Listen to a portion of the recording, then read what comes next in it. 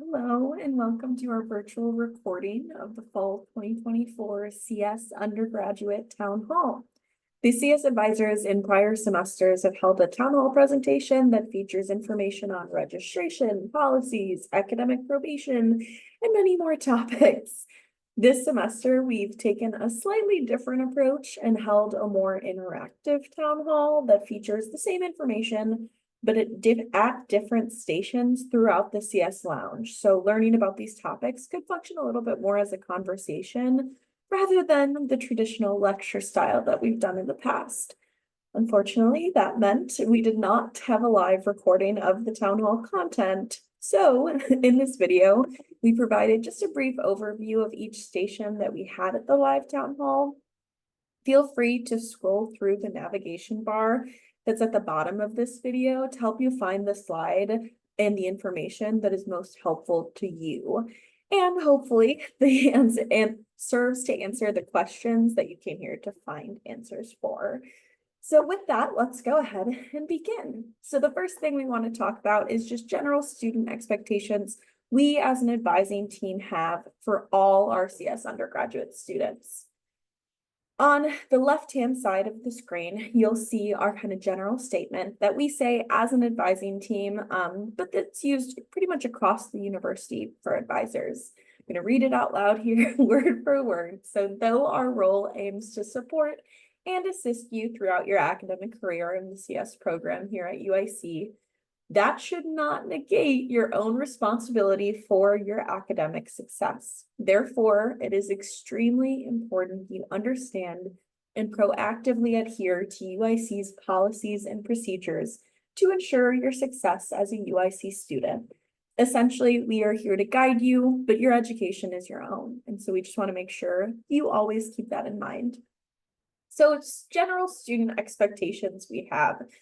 First is the CS Department Code of Conduct. This is available online, likely will be sent to you at some point during this semester. This includes general information that we want you to have to keep in mind with your behavior as a CS student.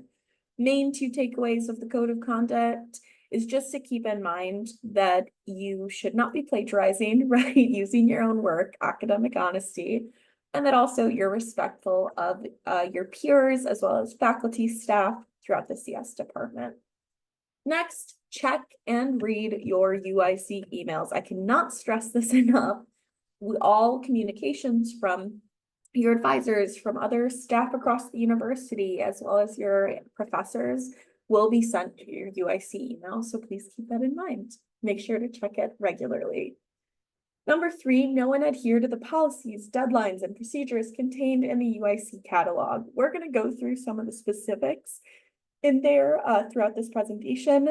However, there's so much information in there. So whenever you have a question and getting into our next thing, the 3-check rule, as questions arise, your advisor may not be always available at like 1 a.m. when you have one of those frantic, concerning questions and you just want an answer to it right now.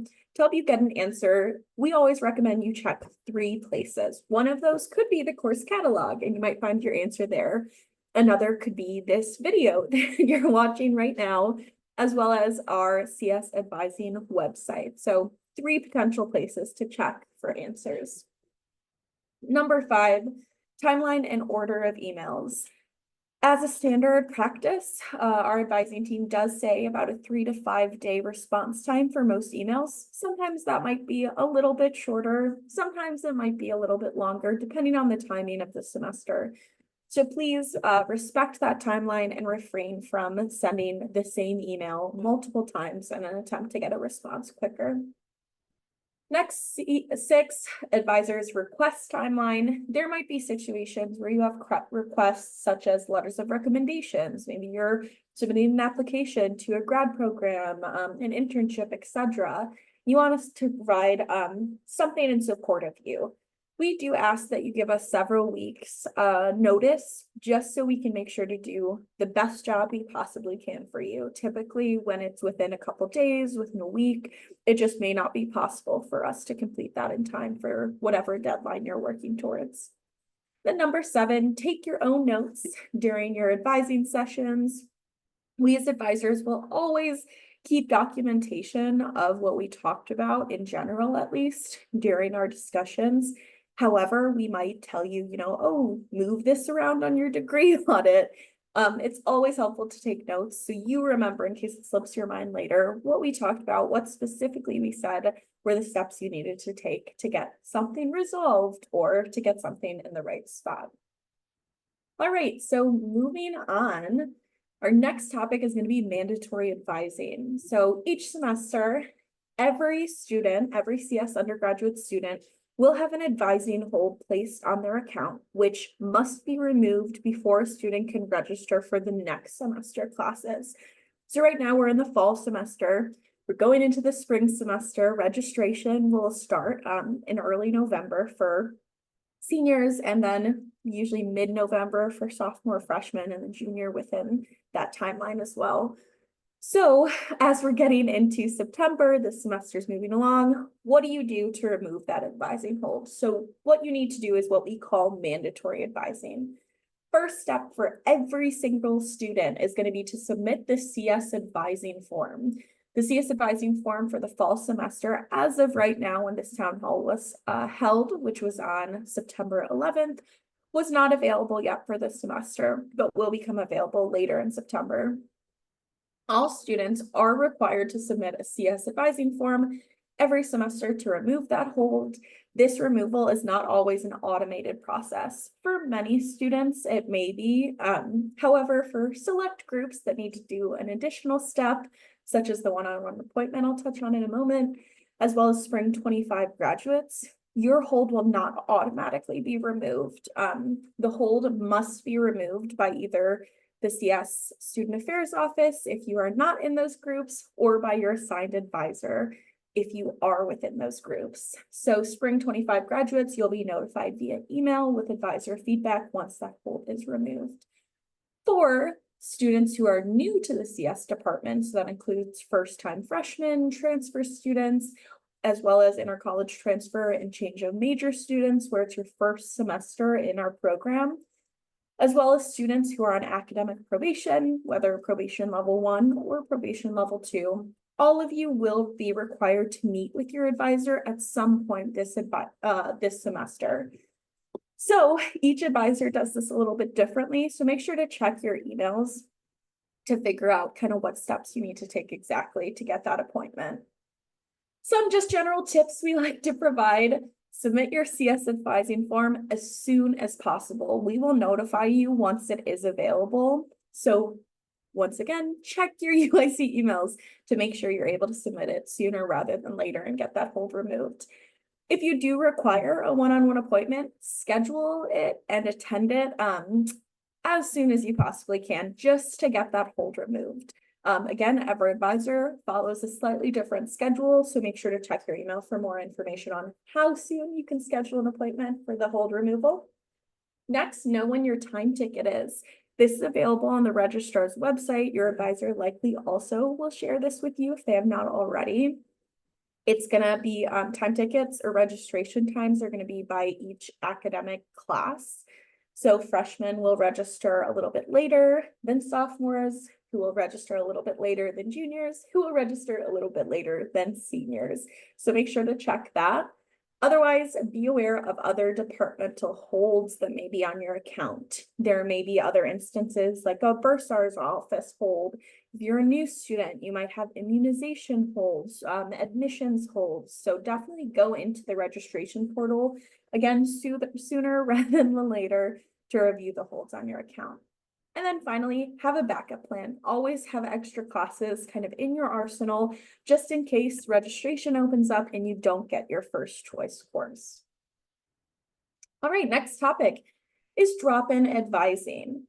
So throughout the semester, we do, as an advising team, hold drop-in advising opportunities with all our CS advisors.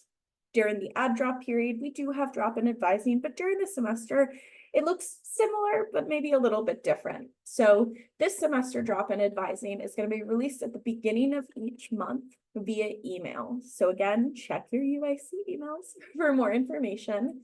We will have in-person and virtual options for drop-in advising. It'll be rotating CS advisors as well. So you may not meet directly with your assigned advisor during a drop-in session, but you will meet with someone within our team. Another note to keep in mind is drop-in advising will not be used to remove advising holds for students who do require a one-on-one meeting. This has to be done with your assigned advisor through some form of one-on-one meeting. Again, check your UIC email for details on what options you have with your advisor. Some things that we think drop-in advising should be used for is for spring 2025 graduates who want to review their final semester plans a little bit more thoroughly with an advisor.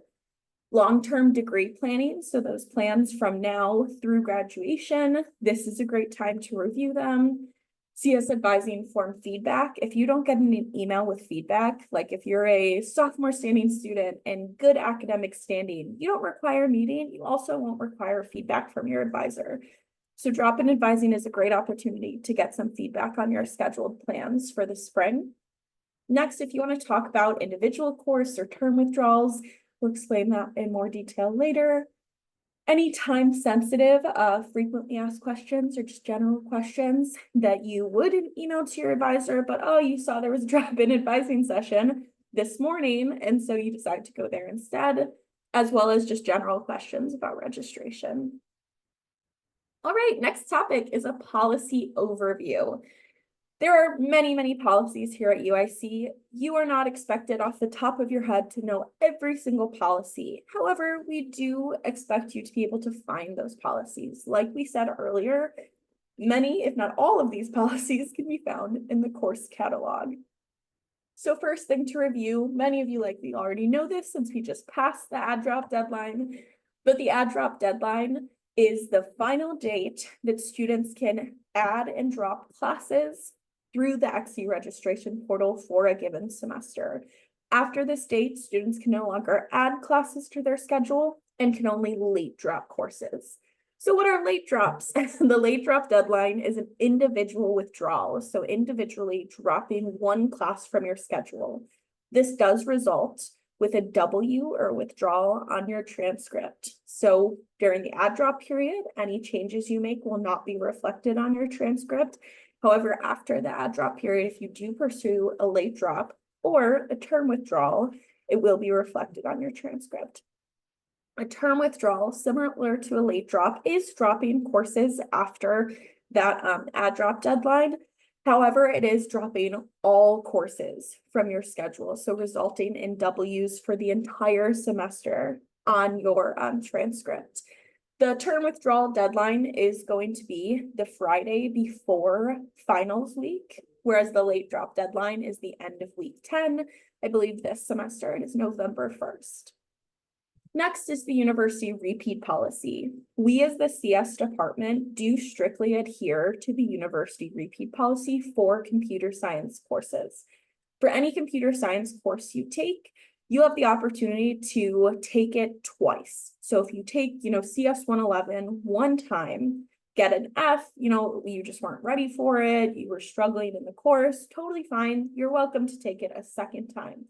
However, if the second time you result with either a D or a W or an F, you will be required to petition our department for special approval to take it for a third time. If that approval is denied, you will be recommended for a drop from our CS program. If it is approved and you take it a third time and you pass, great, perfect, keep going along in the program. However, if you do not pass the class this third time and you have that special approval, you will also be recommended for a drop from the CS program. So just keep this in mind if you find yourself retaking courses. Next is the credit, no credit policy. This policy allows students to take select courses, typically only free elective courses, as credit, no credit. This means you are not receiving a letter grade. This class does not contribute to your overall GPA.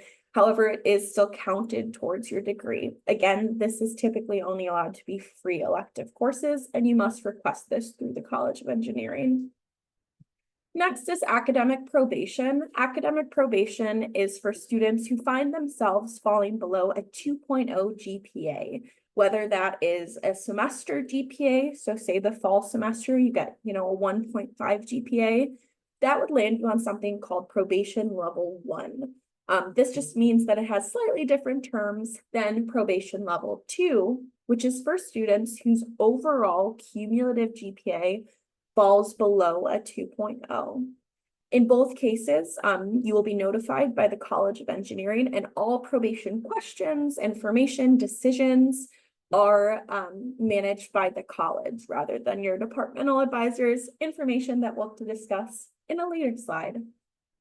Finally, academic misconduct and student disciplinary policies. Expectations for all students is that you are not plagiarizing in your courses, you are practicing academic honesty in all pursuits here at UIC, and you also are continuing to treat the campus, your fellow students, staff, faculty, etc., with respect and care that you would want given to yourself. All right, next topic is terminology and platform overview. So there's some terminology that we'll use frequently as CS advisors with our students that we want you to be aware of, as well as platforms that all students will use at UIC. You're likely, again, familiar with many of the platforms such as my.uic.edu and XE registration, which you use to register for this semester's courses. My.uic.edu, this UIC portal, is kind of your main one-stop shop for access to any of these 3 platforms that we're discussing. You can always find them by just searching in the search bar, excuse me, on My UIC. So first, XE registration. This is the platform that you use to register for your courses. When you go into XE registration and try to access either register for classes or prepare for registration this semester, if you have that advising hold on your account, you will see that advising hold placed there. You'll see, be able to access your registration date and time, and you'll be able to see any additional holds that are on your account. If there are holds on your account, you will not have access to register for classes. So again, keep that in mind. Next is your degree audit or UAchieve. This is essentially your transcript. This shows you all the remaining requirements you have for your degree, as well as all credits you have, whether those are transfer, in progress, completed UIC credits, etc. So this is a great way to figure out your degree progress, and will be the main way your advisor works with you on planning out and discussing future courses. Then finally is iAdvise. This is a great way for you to be able to schedule appointments with either your assigned advisor or other success units, organizations throughout campus. For example, if you are looking at maybe pursuing a minor, likely you'll be referred to iAdvise if you are to meet with anyone from a given department in that minor. So it's not just used for CS, it can be used outside of CS as well. Moving into some terminology. First of all is your advising hold, which I mentioned previously. This is the hold that must be placed on your account every semester. Every single student that is enrolled in a given semester will have that hold placed on their account, which bars them from being able to register for next semester courses. Co- and prerequisites. Co-requisites are courses that must be either taken or completed at the same time as taking this next course. So I know that sounds a little confusing. An example would be in the CS curriculum, CS 141 is the second round or second level of programming course you'll take toward your degree. CS 141 has a co-requisite of Math 180 or Calculus 1. So that means that students either have to complete Calculus 1 prior to registering for CS 141 or take it at the same time as CS 141. So that is an example of a co-requisite. A prerequisite, on the other hand, is a course that must be completed prior to taking the next course. So an example, CS 141 has a prerequisite of CS 111, since CS 141 is our second level of programming course in our program. Finally, academic standing. This refers to your academic class standing for one side. Academic class standing is, that freshman, sophomore, junior, senior. This is based off of your total number of completed credit hours in general. Another aspect of academic standing is your essentially probation status. So students on probation, like I discussed previously, who have a GPA below 2.0, either cumulative or for the semester, they are in not necessarily good academic standing. Students with a GPA above that 2.0 are in good academic standing. So there's a couple things that can feed into that term. All right, next, just to discuss a little bit about student affairs. So during our live event for the town hall, we did have some CS student affairs staff present. Unfortunately, today it's just me. I am an academic advisor. I am not a part of the CS student affairs staff.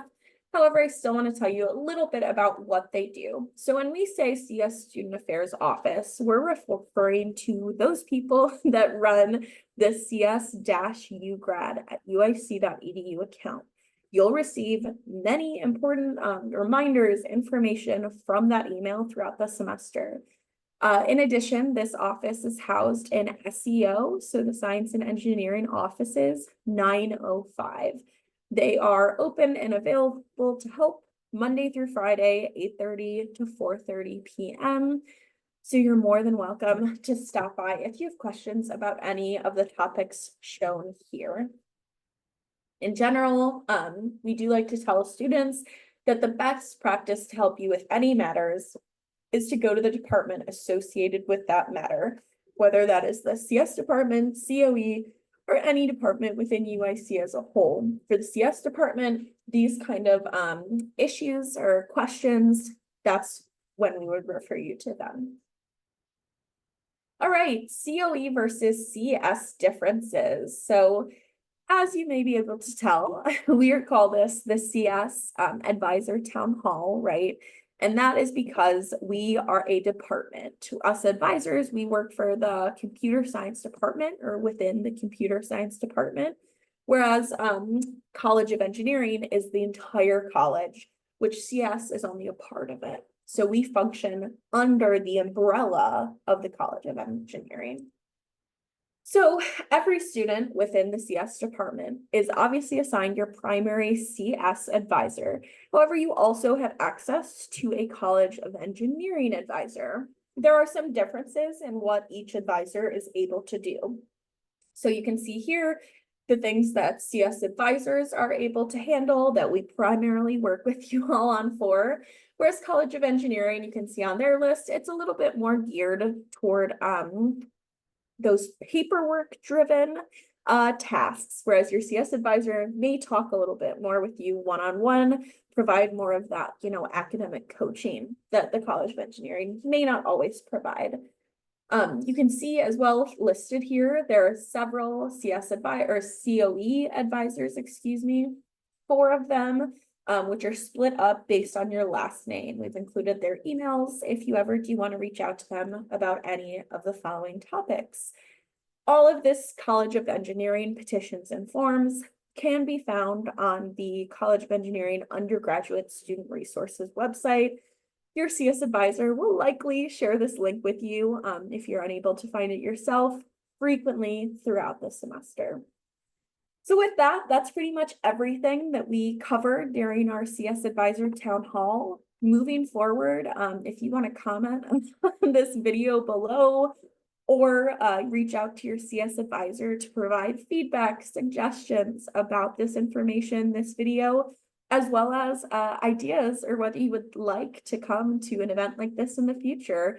We love hosting events for you all, and we want to make sure that we're hosting things that you all are interested in and want to attend. So always feel free to provide us with feedback. Otherwise, thanks all.